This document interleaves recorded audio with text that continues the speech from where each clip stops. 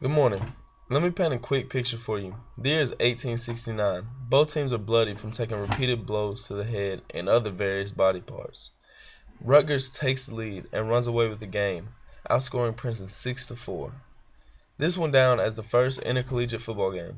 It was because of this game that we have one of the greatest American sports.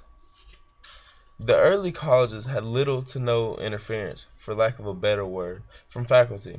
Actually, no one really had anything to do with any of the early college teams. It was literally a group of boys from one university that would challenge another group of boys from another university just to show dominance. What is the problem with having no authority, you might ask? Well, there are actually a few problems, to be honest. There were teams that would do anything that it takes just to win.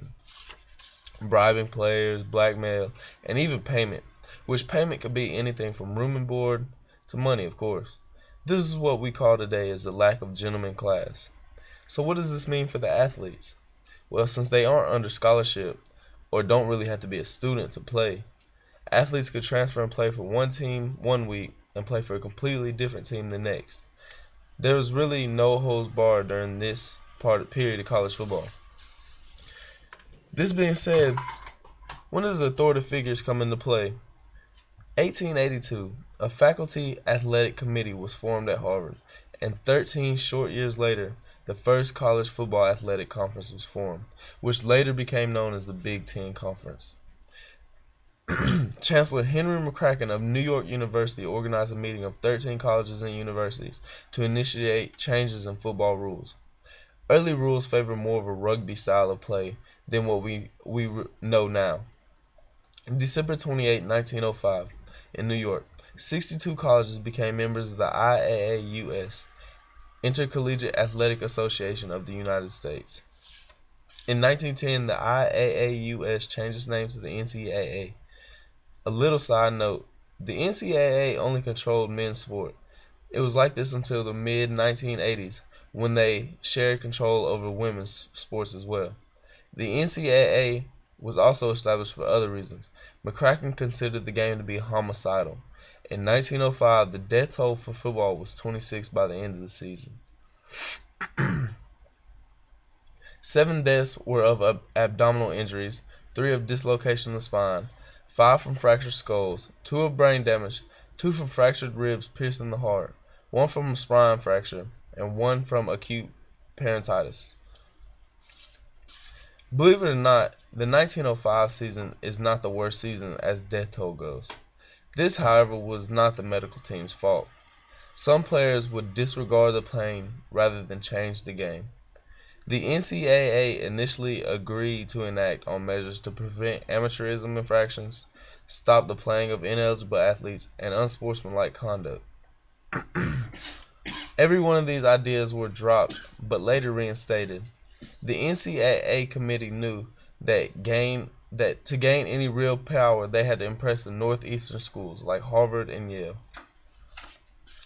If Yale and Harvard became impressed with the NCAA, gaining the other schools would come easily. Both Yale and Harvard opted out of the NCAA for quite some time. In 1909, Harvard President Charles Eliot claimed the game of football to be a crying evil. Eliot also claimed football to be a spectacle unfit for college sport. Authorities started to see the faults of the game in mass plays. Main safety flaws included the flying tackle, no rules against pass interference, and no rules to protect the punt returner while in the act of catching the ball. Others were the length of the game and the substitution rule, which the substitution rule was a player is not allowed to re-enter the game once he has been substituted out of the game. Rule changes came later. These rules were 7 men are required on the line of scrimmage at the snap of the ball. Interference and pushing and pulling of the ball carriers were prohibited. Four passes are now allowed. Later, reduction in the penalty of incomplete passes were established. The previously mentioned pass interference, crawling with the ball, and flying tackles were all made illegal. The length of the game was changed from 2 35-minute halves to 4 15-minute quarters. Players who were subbed out of the game can come back in the game unless the case was disqualification. The last rule change was the onside kick. The ball now has to travel at least 20 yards and has to bounce before the kickoff team can recover it.